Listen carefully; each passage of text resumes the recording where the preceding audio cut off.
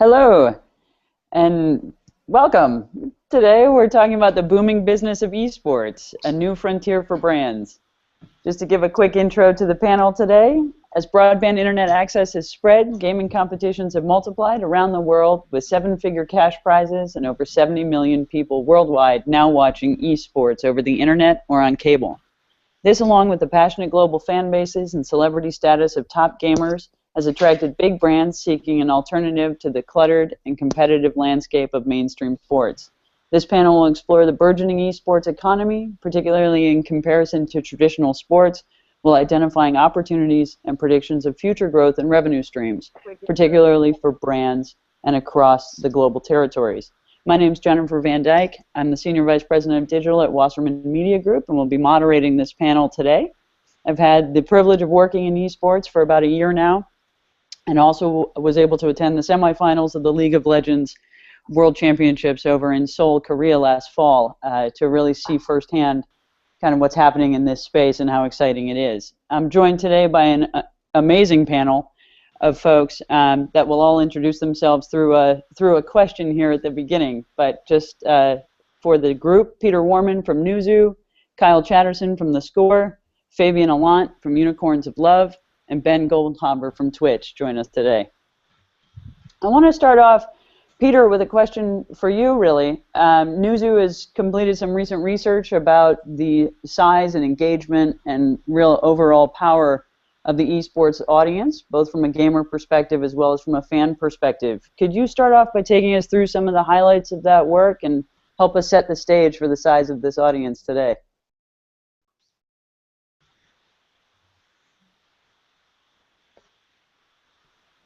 I think you're on mute.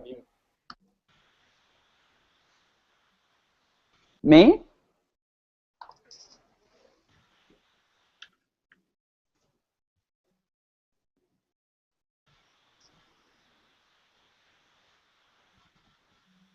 Hey, Peter, I think we may have you on mute there for a second.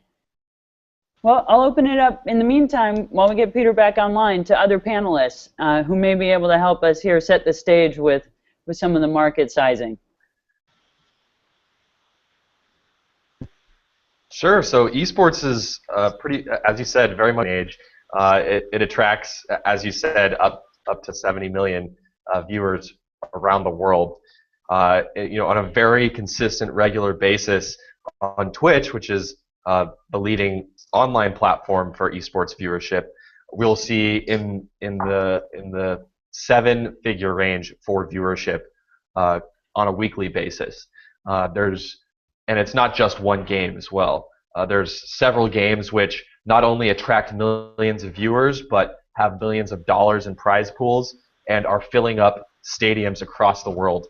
And typically in the past, a lot of folks have this image in their mind that they're filling up stadiums, perhaps in Korea and Taipei and around the world. But it's actually coming to the U.S. It's coming to all over Europe.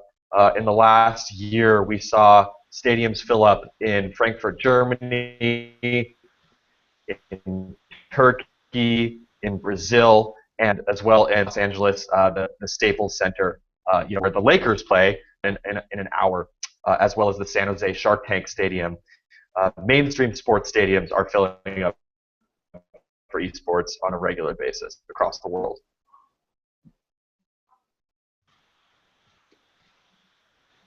Thanks, Ben. Do we have Peter back?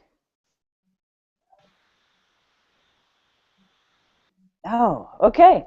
Well, Peter, we're still going to keep trying to get you back, but while we're on it, would also love to turn to Kyle from theScore. And as Ben alluded to, there are lots of major games and game titles out there that sort of aggregate these audiences, and we'll dive into more of that in a second.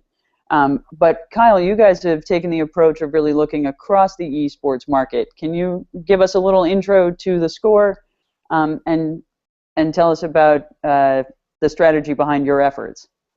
Sure. So as you mentioned, we look at esports, and a lot of people see esports as being like a singular entity, kind of similar to, especially outside of the realm of esports. They see it as being esports is football or something like that. But in reality, the communities are much more fragmented. So we wanted to approach it instead of just being a singular app towards just esports. Every significant game is getting its fair coverage. So obviously right now the bigger games are League of Legends, Dota, Counter-Strike gets a lot of traffic, Hearthstone is growing, and we want each of those to have their own sections because there are fans of just individual sports, right? Like we wouldn't want to throw the equivalent of the tennis fans away just because they only follow Hearthstone, because that, I mean, it's its own legitimate sport. The numbers vary obviously between the different games, but we just want to be able to provide coverage that everybody is looking for. And for the most part, what we've seen is most people just want more of everything. There's lots of people that follow games that are up and coming. I mean, something that has just happened is Smite had their World Championships not too long ago. And it's a new game that is just kind of on the cusp of possibly making it into the mainstream. And we're following that closely. We're not doing anything aside from spot coverage on that now, but it's such a fast-growing environment that we have to stay on top of what games are coming up all the time. Some companies are starting to produce games specifically for this market now. So you get Blizzard producing Heroes of the Storm, which is kind of like a MOBA takeoff. And it's interesting to see because people are realizing there's money to be made in this. And we want to basically be able to provide the best professional coverage that we can to all the people that do follow these sports, just like you would any other professional sport. Absolutely. Lots to dive in and talk about here in the next 50 minutes that we have, but I think we have Peter back too. I hope so. Can you hear me this time?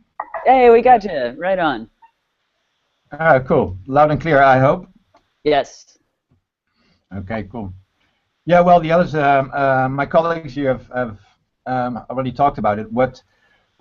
We're a market research company. What we find interesting is the bigger scope around esports. So esports is sort of the tip of the iceberg of a bigger trend or a bigger phenomenon, which is competitive gaming and the desire of consumers to be involved in creating and sharing content. And just look at Twitch. Yes, they stream esports, the professional stuff, but the majority of videos is all consumers streaming their battles of their games online to other consumers, and that's huge. That's I think that's an interesting. The circle around esports is equally as interesting, I think, and maybe even bigger.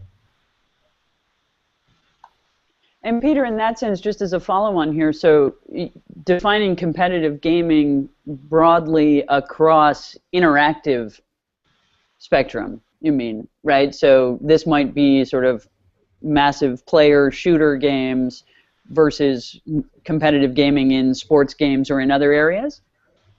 Yeah, well, you could actually compare it to your amateur soccer, for instance. You got professional soccer and amateur soccer, but in this case, with games, everybody who is playing a amateur soccer game is streaming it live to the web, and others are watching other people play amateur. Imagine that in the sports world, how much video content that would be.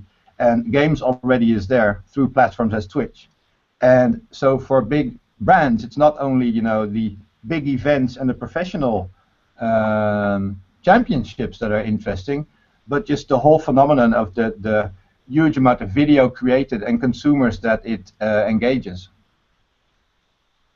Absolutely, and I think you touched on something very interesting around the competitive side of this and what it means to be in competition in esports. I think it would be great to bring Fabian into the discussion for an introduction. Fabian, if you could talk a little bit about what it's like to be in the pro athlete and pro sports team side of esports and your experience as a competitor with Unicorns of Love. Yeah, sure. My name is Fabian, and currently I'm manager and coach for the Unicorns of Love. My job mainly consists of coaching the team, guiding through, and having the contact with everybody that's rapidly starting to get involved in the esports scene. And it is quite a trip. Esports is relatively new compared to every other sport right now, and it is very hard to define how it is to play in the league, since it's very, very different compared to other sports. We are constantly in touch with the fan bases. People are streaming. There's very little downtime, and actually everything that you do is kind of broadcasted and also shown in news articles or any kind of video content, as Peter as well already touched on. So yeah, right now playing in the esports scene is very, very exciting and interesting because it just keeps evolving and nobody knows exactly where you will be in a year or maybe 2 years even. It's a really interesting point because, you know, Cristiano Ronaldo doesn't turn on a camera every time he hits a soccer pitch or a football pitch, and have, you know, the ability for people to watch and therefore critique or criticize what he's doing. And, you know, every time he misses a goal in practice doesn't mean he's any less than one of the world's greatest players. How do you find that sort of, as you said, really from the beginning, you've had this open platform to fans and to competitors, I suppose, to watch your actions as well, right, from a strategic perspective. How do you find that influences your approach to gaming?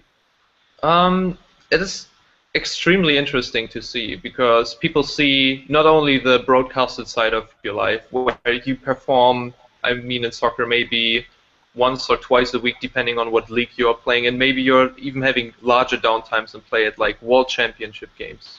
But everybody who is playing in the esports scene kind of is broadcasted 24/7. You can see how they are training. Cristiano Ronaldo is almost not relatable to. Same as a Messi. Like, you don't know the way that they actually went through. And in esports, it's very easily to see how a player started out and to the entity he is in the end. So it's, I think, very interesting, definitely, and it's maybe also dangerous because whatever you are doing, whatever kind of secret you have, whatever strategy you have, everything is very open. And in soccer, there are very hard ways to find out how a team is exactly approaching the game and how they're thinking. But in League of Legends, if you are ahead 1 week, you can be 100% sure people will be scouting you out very effectively and will be a same level and same kind of play field for the competitors after a short time. So there are the pros and the cons and all this kind of broadcasting. I think it's so interesting, and Bill Belichick and the Patriots would never get in trouble for videotaping practice that way in esports. Anyway, let's open this back up, but I want to stay kind of on this idea of broadcast. You know, for most corporate marketers, when you say broadcast assets to them, they immediately think linear television and, you know, and big budget ads. But Ben, I want to start back with you for this one, but really open it up to the group. You know, can you take us through a little bit of what the Twitch-style broadcasts mean, as Fabian was saying a bit from the player perspective, but what that means to especially the revenue models that are emerging in esports? And, you know, is this the beginning of the rights fee game that we see going on in major leagues today that are driving increasing revenues for the NBA and NFL and major leagues? Right, so esports players, athletes, if you want to call them that, they have a lot of different streams of revenue at this point in time. So you're gonna have a salary from your team, but that's actually not where the majority of the revenue comes for a lot of these players. On top of that, of course, you're gonna have the prize pools from the tournaments, but a lot of the players are now, actually the vast majority of top esports players will stream online, and they'll be able to run advertisements across that content just as if they're a broadcast network themselves. So this allows them to not only speak directly to their fans, because when they are broadcasting on Twitch, they are speaking directly to their fans. There's a chat room side by side with the video, but it also allows them to add additional revenue into their you know, their yearly income, and it can be very, very significant depending on who you're talking about. You know, I think it's a great analogy to talk about Ronaldo. What if he had a camera on him when he was practicing? I'm sure he would have tens of thousands of people watching, but that is already happening today in esports.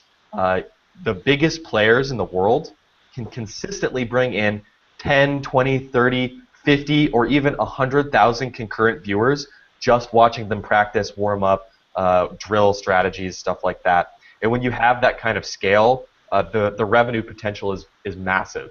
And really that feeds back into the entire ecosystem. When a player can stream and interact with their fans and build their own personal brand, it's good for the entire game and esports scene itself, and just adds back into the ecosystem.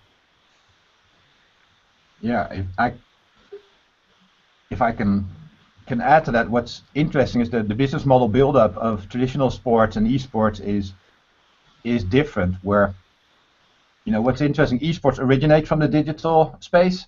Traditional sports is from the sort of the physical world and broadcasting, moving towards the digital space, and esports is moving into the real event thing. So we're on a crossroads sort of, and the esports world is learning how to set up national leagues, real big events from the traditional sports. And I think traditional sports should look at esports, how you can make the most out of digital channels in monetization and in reach. And that makes this discussion between the two worlds so interesting. And that there's sometimes esports is compared to all sports. I think you should compare gaming as a whole to esports as a whole, because it equally compares, say, 2 billion sports fans, 2 billion gamers, and esports to an individual sport. Now, the number of enthusiasts for esports is comparable to that of ice hockey on a global scale, for instance. But when you look at revenues, if you divide the esports revenues by fans, you get to a number of about $2 on a yearly basis for every esports enthusiast. Well, if you know the sports numbers, it's almost $60 per sports fan in the world. So there's this huge gap. And the question that people pose to us, do you think that gap will be closed, or how far will it come?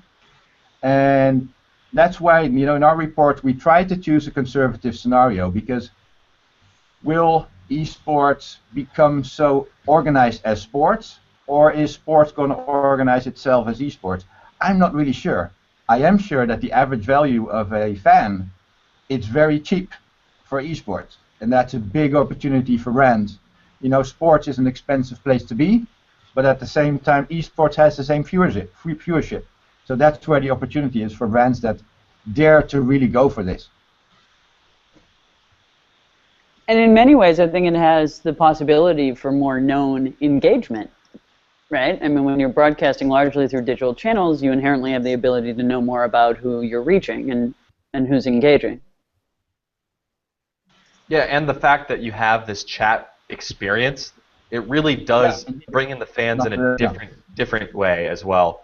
They're really interacting. They feel like they're part of the broadcast. And again, coming back to the example of individual players broadcasting, when they interact with the folks in chat, they feel an even stronger affinity to that player, even stronger connection to that brand.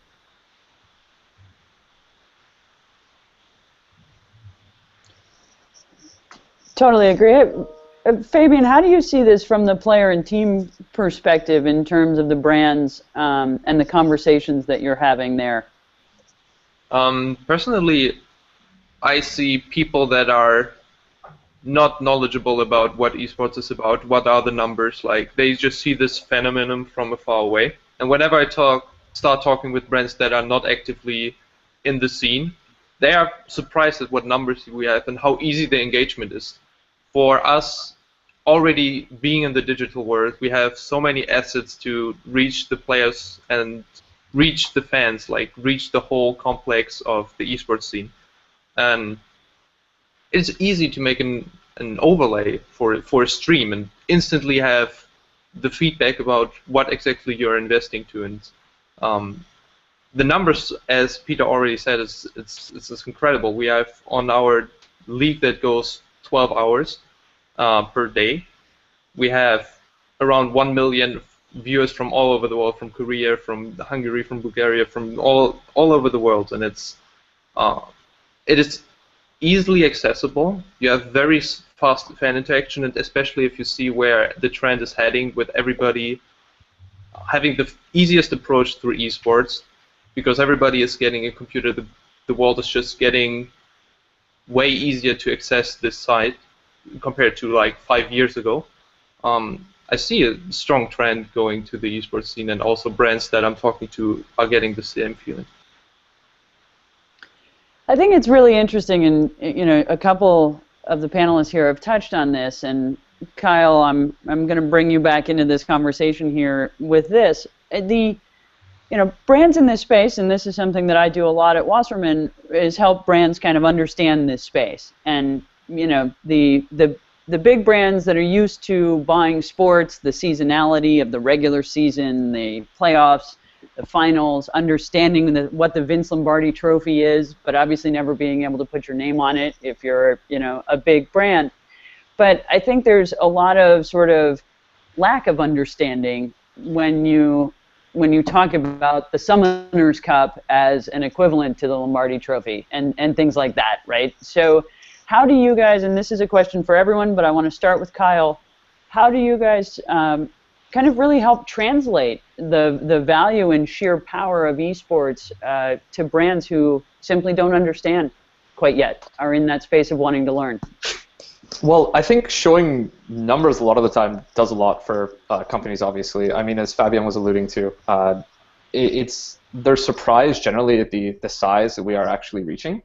But it's not as hard of a sell as what it may seem. I mean, we had Subway come on right away with our esports app. They came into our office and saw just the scope of what we were doing. And you could see the scope of what esports is in general. And I mean, people see the value in reaching out to this. I mean, the group of the people you're advertising to is fairly homogenous in its in what it's looking for. So it's not too bad for people to reach out. They realize, hey, this is a group that we can easily get in contact with. This is a group we can easily relate to and get to bring our products to. If you look at some of the larger companies that has jumped into esports fairly early, you get Red Bull, Coca-Cola sponsoring the challenger scene for League of Legends. Mountain Dew has almost become a stereotype with sponsoring like MLG and stuff like that. So there are a lot of major brands that are already getting into it, right? And it's just getting more and more so. It's interesting when you look at I don't want to use the term smaller levels, but as Ben was saying with Twitch people, or like with Twitch streamers having advertising over top of their streams, a lot of the people that originally started going to that was hardware manufacturers, game selling companies, stuff like that. And now the numbers are starting to get big enough that major companies are becoming interested in just sponsoring individual players. Or individual teams in this case. You get HTC going to I think it's Cloud9 and TSM. There's definitely more pickup on what companies are expecting and what companies are looking for. So I don't think it's as far-fetched for a lot of companies to want to invest in some esports sponsoring now. I mean, if you look at all the Korean leagues, a lot of those teams are sponsored by major corporations. Like you get South Korea Telecom, Jin Air, these are all major corporations in South Korea, and that is coming over into the U.S. now with major corporations seeing the numbers. So I think that's where a lot of that stems from. Yeah, and if I could just interject really quickly, one thing that on the Twitch end we've seen as the most successful way to get mainstream non-endemic brands, again, as Kyle mentioned, we already have the keyboard manufacturers, the headphone manufacturers, but how do you get the non-endemics? Well, coming back to the stadiumification, as we actually like to call it internally, of esports, when you bring a Coke exec or a Pizza Hut exec into an auditorium with 10,000 fans who are screaming their head off, it sounds like sports, it looks like sports, it feels like sports, it is sports in their mind. So that's what we've had the most success with so far. I couldn't agree with you more, Ben. I mean, I really got it when I was in Seoul among the 9,500 attendees of the semifinals. It was amazing, and the costume. You weren't even there for the 40,000 people. No. At the grand finals. Yeah, I wish I could have stayed for sure. It was really overwhelming in terms of the enthusiasm, and it felt just like you were at a Game 6 of an NBA Finals. If I can jump in on brands. Please do. Because since we've attempted to model this whole world as good as possible with feedback from people on this panel as well, we get about 3 calls a day, of which 1 is press and 2 are companies. And those companies are not the hardware guys. These are the Unilevers, Procter & Gamble's, and the current sponsors of the Champions League, for instance, as well as some current sponsors of the NBA. that are calling us, and in most cases, the people that call us already are convinced that they should be in this space. We just spend a lot of effort in getting custom proof for them, for their CEO or their VP, to take that step. So we are busy for months now with multiple brands convincing their VP to not put in $100,000, but start with $500,000, you know, to do something serious. But it's the regular brands, the current sponsors of traditional sports, are calling us in a massive way. It just takes a long time for them to convince them indeed that it's their target group as well, but they're coming. So Peter, a follow-on question for you with that. So when they're coming and understanding you're helping them kind of make the case, how are you valuing this audience? I think it's an interesting point that you just made around, you know, it's worth starting with $500,000 versus $100,000. What is kind of, I mean, the sheer numbers drive media value, but is there other value there that is worth looking at if you're a brand manager? Yeah, well, it's the obvious thing is, you know, the millennial male demographic. Although sometimes it's forgotten that it's if you look at the broader audience, there's still a third female. And now there's a lot of girls and women out there that want to be treated as real gamer, not as girls, and they're active in the space as well. But it's a hard to reach demographic. You know, it's the Coke Zero demographic that you can reach. And what our data shows, we can go into the data, and it shows that they're not spending all their time on gaming. They're the heavy digital media consumer and the heavy spender on not only hardware, but on Spotify subscriptions. They have a higher ratio of HBO subscriptions, Netflix, and everything. So they are the highly engaged, sort of early adapter digital media people and spenders. And they have, on average, more of them have a full-time job. They have an average higher income. And people don't realize that, but we can go to specific data points to show that. And I was actually surprised how clear the value of these enthusiasts comes out of the data. And so that's how we help. Excellent, excellent. So I want to bring this around a little bit. So we've made a few comparisons here between esports and traditional sports. There's obviously a lot of data that would support those comparisons. From a rights perspective, right, one of the core tenets of the current sports landscape is exclusivity, and that's what drives increasing, you know, value, frankly, for everyone in the ecosystem. As sort of the game titles become the leagues, quite literally in League of Legends, of course, but with teams like Unicorns of Love being, you know, really pro sports teams, but also pro athletes that make up these teams in much different ways. You know, overall, the press to make money for the league and the press to make money for the teams and the athletes, hopefully this pie will continue to grow in all directions. But Fabian, my question back for you is, you know, as an operator of a pro sports team, what keeps you up at night in terms of the long-term sustainability and revenue growth for Unicorns of Love? Currently, I see only growth for the esports scene. Like, if you look at the endemic, who is actually participating, it's all the people between age 15 to 21, 23. Like, those people are heavily investing, and as the years go on, people will be more and more invested. If you have a younger audience, people will grow up with it, and it will become something more natural.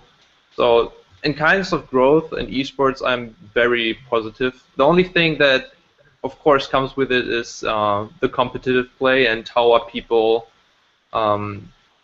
doing that only play, for example, 2 years, stop their studies from my players, go in, they use 3 years of their life, then they go out of the esports, and they don't really have a way to go somewhere else as the players. So this is something we have to heavily look into, because as esports is really new, there are just so much jobs available as shoutcasters and for players. So as hopefully the esports scene is growing, it's also the possibilities for players who are working in the scene that they have better job security and also more fields to go into and transition into. So this is something I'm worried about for my place. That's a great point, because I think isn't the average career in the NFL about 5 or 6 years, especially if you're a running back or something like that. But for esports athletes, it's comparatively shorter. Yeah. Isn't it? Yeah, and the thing is that also the highs are not as high.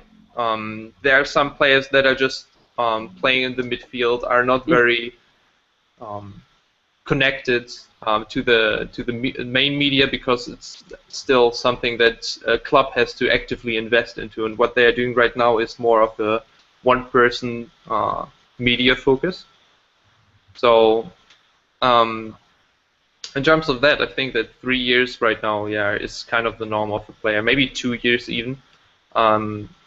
And some people don't even reach the numbers of like that from Twitch, that you have 20 or 30,000 people watching you. Sometimes you have, like, your career that are 5,000 people are watching you only on your stream. So the players are the players right now, I think, is the only thing that has to be handled better or more invested into. But the whole esports itself, I think, is something that is very sustainable, is growing rapidly, and I will, in my career, hopefully, I will shift more towards providing security for the players. Because if everything is sustainable from this side on, there's like nothing to be afraid of in the esports scene whatsoever. That's awesome. So I want to go around the panel now and get a point of view here as we're sort of winding towards the end. But I think one of the most interesting things about reaching the audience that are fans of esports, but even more importantly, reaching the players of esports, is for brands to be authentic and find the credible ways to align in this space. And frankly, for a lot of major mass market brands, that's very difficult to do. So would love a point of view from everyone on the panel about what is authenticity for brands when they try to operate in esports. Ben, why don't we start with you? So, I mean, at this point, we've already seen quite a number of mainstream non-endemic brands jump into esports. We've seen Coke, we've seen Pizza Hut, we've seen Verizon, we've seen HTC, and the way they're doing it is not by trying to come in and really own things. I suppose this is similar to mainstream sports, but it's really pairing up with the most promising upcoming team or the most the fastest growing tournament and sponsoring that and working directly with them. It's not really enforcing any kind of trying to start something new or kick off a brand new initiative. It's pairing up with these already amazing players in the space that have been doing it for 10, 15 plus years. So it's really a matter of just finding who you want to associate your brand with. There's plenty of great options, plenty of teams, plenty of tournaments that always need more brand power and more sponsorship behind them, and finding the right brand to pair up with and really just charging forward from there. Yeah, but it's done in a different way probably than traditional sports, because gamers are people who play games. It's all about authenticity. They will not. If Fabian would push a can of Coke or Mountain Dew or something and say how nice it is in between his matches or something, gamers would really turn off of that. But if a brand would have a reporter that goes backstage with a branded microphone and brings exclusive content or cool stuff facilitated by the brand, but not pushing the product, that's something that would work a lot better and be respected by the audience. But it's a very critical audience. Yeah, I find it really interesting in that way, just with the way that a lot of the audience does deal with the reception of being advertised to, because a lot of people see their being in esports as esports is their thing, so they're almost protective of it. They don't want it to be sold out or anything. I see that especially within the fighting game community. You get like they have a pride about, you know, we put on this event without the need of corporate help. We were able to do this on our own, and there's a lot of pride that comes with that. And as corporations obviously try to capitalize on this and get into them, there's backlash from the community in a lot of cases. So I think Peter's correct in that you have to bring value as opposed to just throwing your brand at something, because people don't want to buy your product just because you're giving them money. The caveat to that is a lot of people in esports are really looking for legitimization. They want to be mainstream accepted. They want everything to get bigger. So in that sense, if you do your marketing well and you do reach your audience correctly, they're generally going to become voracious consumers of you because they want the legitimization that you bring to esports. I can chip in there, especially for us. It is we are relatively new. We are right now in the scene for about a year, and we have been incredible success in reaching right into the league, the highest league of Legends right now, and assorted our third spot. And what we have, when we reached out for sponsors and brands and we started our first sponsorship deals, people were actually very acceptable of what we were going for. We were presenting the sponsors in a way that we said, hey guys, we honestly feel like those guys are supporting us. And right now what esports is looking more and more for is people that are actively supporting you. So if your brand does the PR well, as Kyle already said, and you are showing that you are representing this product or this sponsor because they are actively helping together what everybody's loving, which is the esports, it is very easy to get good reception back from the fans. And so far we had absolutely amazing feedback from the people we have worked together with, and also from our sponsors. They are very happy. So just from an inside view, it is a lot about PR and marketability and about authenticity, that they are really supporting you, which they are really doing. So if you bring that forward to your fans, everybody will understand that as well. You will have great reception. So I love those perspectives, and we had a question from Twitter that asked, is this evolution similar to the way that action sports has evolved? And from my perspective, just in the industry, I'll start off with an opinion here. I think it's very similar, except very unique too, in the way that action sports athletes were pioneers in creating a direct-to-fan relationship. The technologies and the inherent tools involved in competitive gaming like this just give so much more access and control for athletes. I think that's one of the things when we compare back to traditional sports, teams and leagues maintain a lot of the power over content, and almost all of the power over content. And athletes are limited to things out of uniform and out of the arena and in their lifestyle. But here, it's not the case at all. So I open it up to the panel. Any other comments on parallels to the evolution of action sports or other sports you've seen evolve? Actually, that's a comparison I've heard drawn ever since I really started following and getting into the esports industry. A lot of people also like in the growth of esports to the growth of poker. Poker actually is probably a little bit more closely, is the evolution of poker as a sport is a little bit more closely tied because it was really when poker went online that it grew so massively and everyone realized that, hey, I can be a player too. But yeah, I mean, it's similar that it's a brand new sport vertical that grew extremely, extremely quickly. I mean, if you think about it, esports has really only been around in its current form for about 10, 15 years. I mean, for God's sakes, we don't even know if it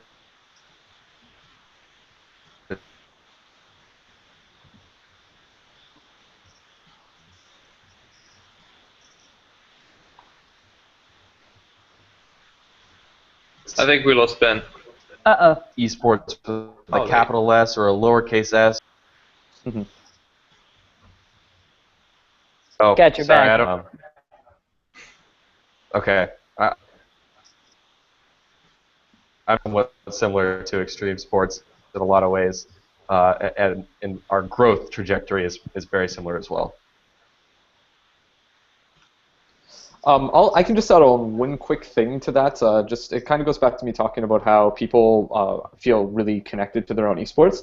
Is in traditional sports, it's very, very hard for me to go out and play shinny or hockey or something like that and get to the point where I'm going to be able to play against the pros. Whereas if you're playing League of Legends or StarCraft or something that uses like a robust ladder system, there's the possibility that you get good enough at the game from sitting at home. You don't have to do anything else. You sit at home, you get good enough, and you can play against the pros. Like, you can play against the people that you follow on Twitter, that you watch on Twitch, that you cheer for every week. That's something that doesn't really exist in traditional sports. Like, yeah, you can dream big, and you start young generally with sports. You can dream big that you're going to make it to the big leagues, but by the time you get there, chances are the people that you idolized as a child are gone. Whereas now, you know, if I have a huge fan, let's say Power of Evil, because, you know, Power of Evil is on my fantasy team for League of Legends. So Fabian, maybe you know, Nice. give him some motivation this week, yeah. But you know, there's a chance that if I played in Europe, I would get to play against Power of Evil, or I would get to play against Froggen or somebody, and I think that helps a lot of people feel really a big part of the scene. Like, it makes them feel like actually part of the scene instead of standing on the outside and being marketed to. That's a great point. So, guys, we need to wrap here in a couple minutes, and I want to have one more round the world opinion share. So, the other main thing that drives a lot of sports viewership and engagement is the power of watching it live. The fact that you need to see it when it happens because it's no good afterwards. Does that apply in esports? Is it the similar value? Absolutely. I think so. Tell me why. Although I'm a little biased. Social noise that comes from a hype moment, a clutch kill, a great team play, that can amplify so huge when you have tens of thousands, maybe hundreds of thousands of people watching all at once. I mean, this past Sunday we saw TSM versus CLG in the North American LCS, which is similar to, you know, it's like it's one of the most storied matchups in League of Legends today, and everyone was talking about this. There was so much on the line. It happened all live, and then actually the loser of this match, the captain of that team, dyed their hair pink, and that was a storyline. Everyone was talking about it on Twitter, on Facebook. In the digital age, the chat was just going insane. So having that live experience is absolutely it's absolutely the same with esports.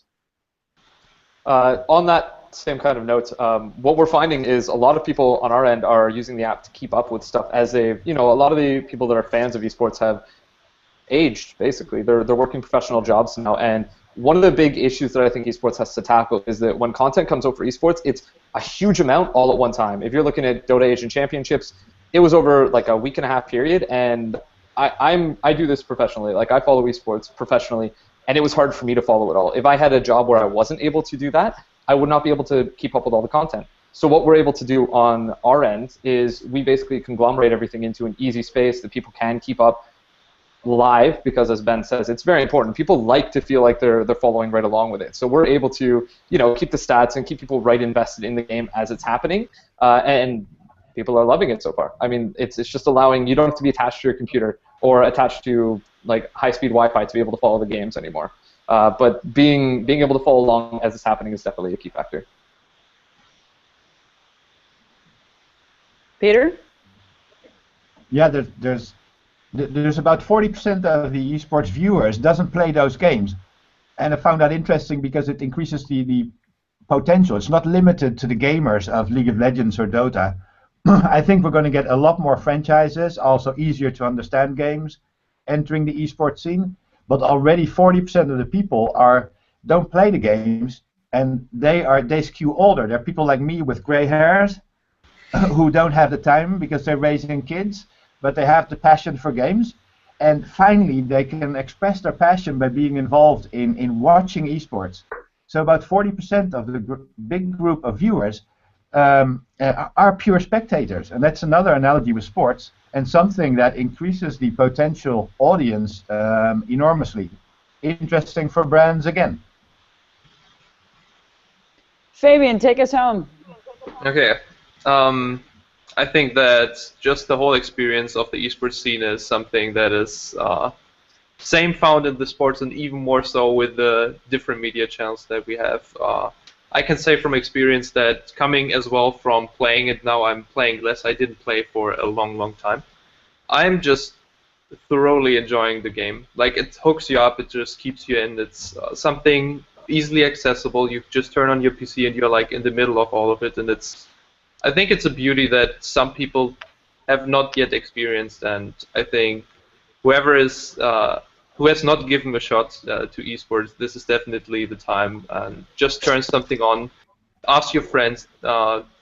Actually, like 1% of the world is actually playing League of Legends, so you will find somebody that has a relation to it, and get hooked up. It's an amazing experience, and it's just getting wilder and bigger, and yeah, looking forward to that. Awesome. Well, thank you, gentlemen. I really appreciate you joining us with this panel, and hope to talk to you all again soon. See you. Thank you. Thank you. Bye-bye. See you. Bye.